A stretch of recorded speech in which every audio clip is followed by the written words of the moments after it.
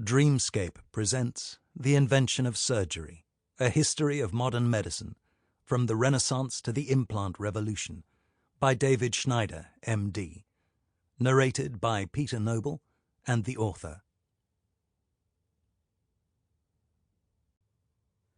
Preface.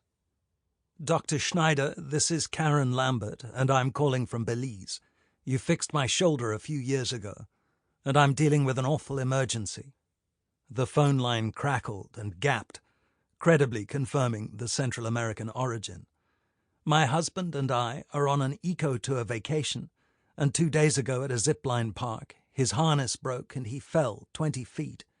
His elbow dislocated, and broken bones were sticking out of his arm. Karen went on to explain that her husband, Mark, had been shuttled to a small hospital in a nearby town, but that she'd not been allowed to see him since he was admitted 48 hours before. The local doctor had reduced the elbow, aligning the joint and broken bones, but had not operated. Frantic, she pleaded for help to extricate her husband from the unsophisticated infirmary and convey him to the United States.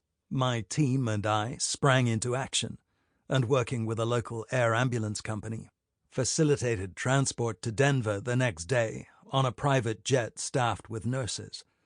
An ambulance met them at Denver International Airport, and after rushing him to my Level 1 trauma center, we prepared for emergency surgery at 2 a.m. All day long I had prepared for the worst.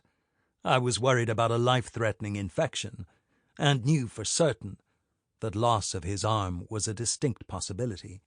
At best, I was hoping that we could minimize lifelong disability and hope for reasonable function. When I met with Mark and Karen in the pre-op holding area, they looked understandably exhausted and emotionally empty. Mark was lying on a gurney in a white surgery smock. Karen was still wearing the logoed travel company t-shirt, khaki shorts, and adventure sandals.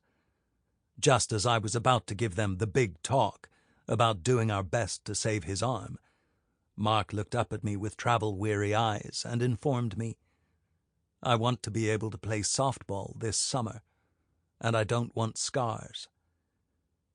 Stunned, I tried recalibrating, sensing the need to educate Mark about the grave consequences he was facing. I couldn't break through. He equated Karen's successful shoulder reconstruction and stabilization to his present situation. I mentioned the 80% death rate associated with Sample complete. Ready to continue?